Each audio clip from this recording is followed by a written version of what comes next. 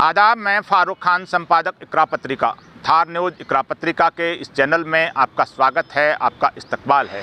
आज के इस एपिसोड में बात करेंगे नागौर लोकसभा क्षेत्र के चुनाव को लेकर के। नागौर लोकसभा के अंदर जो मुख्य मुकाबला है वो भारतीय जनता पार्टी और हनुमान बेनीवाल की पार्टी का है। हनुमान बेनीवाल अपनी पार्टी से, आरएलपी से खुद उम्मीदवार हैं, जो इंडिया गठबंधन के अंदर कांग्रेस ने उनके लिए सीट छोड़ी है, और भारतीय जनता पार्टी से डॉक्टर ज्योति मिर्धा हैं, वो उम्मीदवार हैं। मुख्य मुकाबला है वो ज्योति मिर्धा और हनुमान बेनीवाल का है। पिछली बार भी जो मुकाबला 2019 में हुआ था वो भी ज्योति मिर्धा और हनुमान बेनीवाल के बीच हुआ था। पिछली बार ज्योति मिर्धा हैं वो कांग्रेस की उम्मीदवार थी और हनुमान बेनीवाल अपनी ही पार्टी के उम्मीदवार थे और वो भारतीय जनता पार्टी के गठबंधन में थे। और पिछली बार हनुमान बेनीवाल चुनाव जीत गए थे, ज्योति मिर्धा चुनाव हार गई थी। इस बार भी मुख्य मुकाबला ज्योति मिर्धा और हनुमान बेनीवाल का ही है। ज्योति मिर्धा कांग्रेस छोड़ करके भारतीय जनता पार्टी में चली गई और भारतीय जनता पार्टी से उम्मीदवार हैं। हनुमान बेनीवाल ने भारतीय जनता पार्टी का गठबंधन एनडीए छोड़ दिया और उन्होंने अपने आप को कांग्रेस से जोड़ लिया, इंडिया गठबंधन से जोड़ लिया, और कांग्रेस के गठबंधन से वो चुनाव लड़ रहे हैं। यानी उम्मीदवार वही हैं, सिर्फ पार्टी और गठबंधन बदल गए हैं। तो जो धरातल की जो चीज़ें हैं चर्चा में, वो ये है कि वहाँ जो दबदबा है इस टाइम वो भारतीय जनता पार्टी का बताया जा रहा है, जिसकी वजह ये है कि जो जाट वोट है वो हनुमान बेनीवाल और ज्योति मिर्धा में बंटना तय है। और साथ के अंदर जो मूल ओबीसी है, राजपूत वोट है, ये जो वोट है, और ब्राह्मण वोट है, बनिया वोट है, ये वोट ज्योति मिर्धा को यानी भारतीय जनता पार्टी को मिलता लग रहा है। ये धरातल की वहाँ नागौर की चर्चाएं हैं। और हनुमान बेनीवाल के पास जो जाट समुदाय का जितना भी वोट मिलेगा वो है, प्लस कांग्रेस या भारतीय जनता पार्टी के विरोध में जो मुस्लिम का वोट मिल सकता है वो वोट है, और जो दलितों का जितना मिल सकता है वो वोट है। लेकिन ये जो चर्चाएं नागौर की जो हैं उसमें कि जो टक्कर है वो बराबर की टक्कर है। इतना भी नहीं है कि भारतीय जनता पार्टी है वो खुले तौर पे जीत रही है या हनुमान बेनीवाल हैं वो खुले तौर पे जीत रहे हैं। दोनों की कड़ी टक्कर भी है। लेकिन इस टक्कर के अंदर एक और पेच है, वो पेच ये है डीडवाना विधानसभा को लेकर के। डीडवाना विधानसभा से जो विधायक हैं यूनुस खान हैं, जो निर्दलीय हैं, वो भारतीय जनता पार्टी में हुआ करते थे। भारतीय जनता पार्टी से 2 बार कैबिनेट मंत्री बने, डीडवाना से विधायक रहे, 2 बार भारतीय जनता पार्टी के सिंबल पे डीडवाना से चुनाव हार गए थे, और भारतीय जनता पार्टी ने उनको टिकट नहीं दिया। तो पिछले दिनों जो 3-4 महीने पहले जो चुनाव हुआ है 2023 के अंदर, तो यूनुस खान ने निर्दलीय खम ठोका डीडवाना में, और वो पहली बार राजस्थान में मुस्लिम निर्दलीय के तौर पे चुनाव जीत करके आए।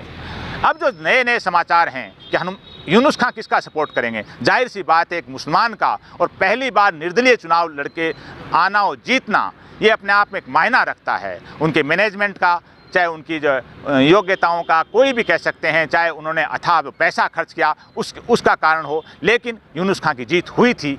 और उस जो बड़ा वोट मिला था वो वोट किधर शिफ्ट करेंगे, शिफ्ट कर पाएंगे कि नहीं कर पाएंगे। इस बीच जो खबर है इसी प्रकरण को लेकर के कि वहाँ जो नागौर के अंदर बहुजन समाज पार्टी ने भी अपना एक उम्मीदवार उतारा है, डॉक्टर गजेंद्र सिंह राठौड़ को। डॉक्टर गजेंद्र सिंह राठौड़ हैं, वो कुछ दिनों पहले यूनुस खान ने डीडवाना के अंदर जो रोज़ा इफ्तार पार्टी की थी, और उसके अंदर डॉक्टर गजेंद्र सिंह राठौड़ भी उसमें पहुंचे थे। जो सियासी चौपालों पे, सियासी गलियारों में जो चर्चाएं हैं, लोग जो बात कर रहे हैं कि डॉक्टर गजेंद्र सिंह राठौड़ को यूनुस खान ने मैदान में उतारा है, और डॉक्टर गजेंद्र सिंह राठौड़ की जो सपोर्ट में यूनुस खान पूरी तरह से उतरे हुए हैं पर्दे के पीछे। अब वो चुनाव के नज़दीक पर्दे के सामने उतरेंगे या नहीं उतरेंगे, लेकिन ये बताया जा रहा है कि डॉक्टर गजेंद्र सिंह राठौड़ हैं वो यूनुस खान के उम्मीदवार हैं, और उनका गांव है डॉक्टर गजेंद्र सिंह राठौड़ का, वो भी बताया जा रहा है डीडवाना के और कुचामन के आसपास है।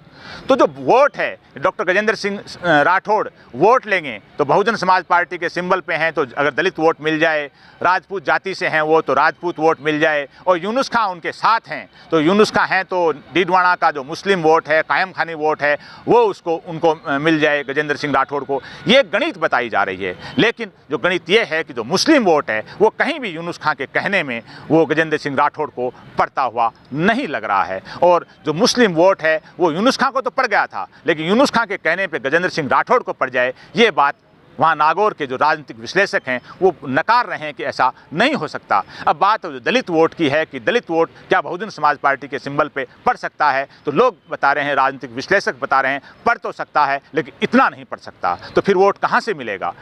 तो फिर वोट ये है कि डॉक्टर गजेंद्र सिंह राठौड़ खुद राजपूत हैं, और राजपूत जो वोट है, जाट वोट है, उसके अंदर राजनीतिक जो एक तरह की आपस की जो खींचतान है बरसों बरस से, दशकों से चलती आ रही है नागौर के बेल्ट में, झुंझुनू, चूरू, सीकर, सारे इस बेल्ट के अंदर। तो क्या राजपूत वोट है वो डॉक्टर गजेंद्र सिंह शेखावत को डॉक्टर गजेंद्र सिंह राठौड़ को पड़ेगा, पड़ सकता है। ऐसी बातें जो नागौर के जो राजनीतिक विश्लेषक हैं वो बता रहे हैं। तो राजपूत वोट अगर गजेंद्र सिंह राठौड़ को पड़ेगा तो नुकसान किसका होगा? जाहिर सी बात है कि गजेंद्र सिंह राठौड़ को अगर राजपूत वोट पड़ेगा तो वो नुकसान है ज्योति मिर्दा को होगा, भारतीय जनता पार्टी को होगा। और अगर मुस्लिम वोट थोड़ा ढंग का दिलवा पाए यूनुस खां, तो वो वोट जाहिर सी बात है हनुमान बेनीवाल का कटेगा और हनुमान बेनीवाल को उस वोट से नुकसान होगा। अगर दलित वोट जो कटता है तो वो भी एक तरह का दोनों को नुकसान होगा। लेकिन ये जो राजनीतिक विश्लेषक हैं जो नागौर के, वे बता रहे हैं कि डॉक्टर गजेंद्र सिंह राठौड़ कहीं दूर दूर टक्कर में नहीं हैं, लेकिन वो जितना भी वोट लेंगे उसका नफ़ा और नुकसान भारतीय जनता पार्टी और कांग्रेस दोनों को होना है। यूनुस खां कितने वोट दिला पाते हैं, लेकिन जो सबसे बड़ी बात है कि यूनुस खां निर्दलीय के तौर पे विधायक जीते हैं, भारतीय जनता पार्टी में थे, भारतीय जनता पार्टी ने टिकट नहीं दिया, और वो अगर क्या भारतीय जनता पार्टी की उम्मीदवार को, ज्योति मिर्दा को हराने के लिए कोई गेम खेल रहे हैं, या यूनुस खां हनुमान बेनीवाल को जिताने के लिए कोई गेम खेल रहे हैं, या ये हो कि वो मुस्लिम वोट है उसको जितना भी दिलवा पाएँ गजेंद्र सिंह राठौड़ को दिलवा करके हनुमान बेनीवाल को कोई हराने का गेम खेल रहे हैं। ये सारी चीज़ें पर्दे के पीछे हैं। लेकिन जो अपने आप को राजनीति का खिलाड़ी समझने वाले यूनुस खां हैं, वो नागौर की इस राजनीति में, लोकसभा की राजनीति में गजेंद्र सिंह राठौड़ को पूरी तरह से उतार करके, और ऐसा जो बताया जा रहा है वहाँ के राजनीतिक समीकरण में